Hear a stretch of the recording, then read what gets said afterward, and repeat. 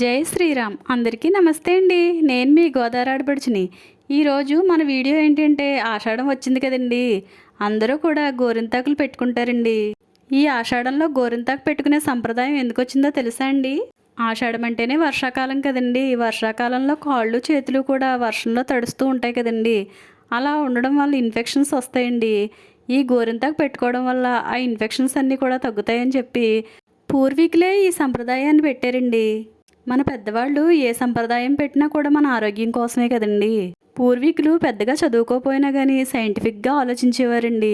అంతేకాకుండా ఈ ఆషాఢంలో గోరింతాకు పుట్టింటికి వెళ్తుందండి. అందుకని చెప్పి బాగా పండుతుందని ఒక ప్రతీతి అండి.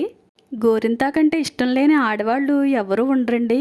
ఎందుకంటే గోరింతాకు పండి చేతులు ఎర్రగా వచ్చేసరికి ఆడవారు ఎంతో ఆనందపడతారండి. ఇప్పుడు అంతా బిజీ లైఫ్ కదండి. గోరింతాకు పెట్టుకునే ఖాళీ ఎవ్వరికీ ఉండట్లేదండి. జాబులు చేసే బిజీలో ఉండిపోతున్నారు. గోరింతాకు పెట్టుకుంటే కనీసం ఒక గంట అయినా ఆరనివ్వాలి కదండి.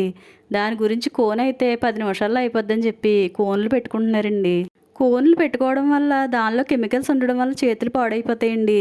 మనం స్వచ్ఛంగా చెట్టు దగ్గరికి వెళ్ళి గోరింతాకు కోసుకుని దానిలో కొద్దిగా చింతపండు వేసుకుని రుబ్బుకోవడం వల్ల ఇలా ఎర్రగా పండుతుందండి. చూస్తున్నారా చేతులు ఎంత అందంగా పండాయో. మా చిన్నప్పుడైతే మా అమ్మమ్మగారి దొడ్లో పెద్ద గోరింతాకు చెట్టు ఉండేదండి. ఆ ఊళ్ళో సగం మంది మా అమ్మమ్మగారి చెట్టునే కోసుకుని వెళ్ళేవారండి. ఇప్పుడు గోరింతాకు సిటీల్లో అయితే అమ్మేస్తున్నారండి. అలా కొనుక్కునైనా కనీసం ఆషాఢంలో అయినా ఒకసారి గోరింతాకు పెట్టుకోండి.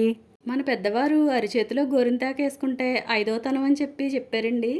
ఆషాఢంలో ఆదివారం రోజున ఇలా గోరింతాకు రుబ్బుకుని మన చుట్టుపక్కల ఉన్న వారికి పంచిపెట్టి మనం కూడా పెట్టుకుంటే ఎంతో పుణ్యం అండి. అలాగే ఆషాఢంలో ఇంకో సాంప్రదాయం కూడా ఉందండి. అదేనండి నేరేడు పళ్ళు. ఇవి సీజనల్ ఫ్రూట్స్ అండి. ఇప్పుడు బాగా దొరుకుతాయండి వర్షాకాలంలో. ఇవి తినడం వల్ల మనకి తెలియకుండానే తల వెంట్రుకలు ఇంకా గోళ్ళు మన కడుపులోకి వెళ్తూ ఉంటాయండి. అలాంటివన్నీ కూడా ఈ నేరేడు పళ్ళు కరిగించి బయటికి గెంటేస్తాయండి. అంతేకాకుండా కిడ్నీలో రాళ్ళు కూడా కరుగుతాయండి. కానీ గర్భవతులైన స్త్రీలు మాత్రం ఈ నేరేడు పళ్ళని ఎక్కువగా తీసుకోకూడదండి. ఈ వీడియో కనుక మీకు నచ్చినట్టయితే తప్పకుండా లైక్ చేయండి. అంతేకాకుండా మీరు ఇంకా సబ్స్క్రైబ్ చేసుకోలేదండి, అయితే తప్పకుండా సబ్స్క్రైబ్ కూడా చేసుకోండి. ఇలాంటి మరెన్నో మంచి మంచి వీడియోలు మీ ముందుకు తీసుకొస్తానండి. జై శ్రీరామ్.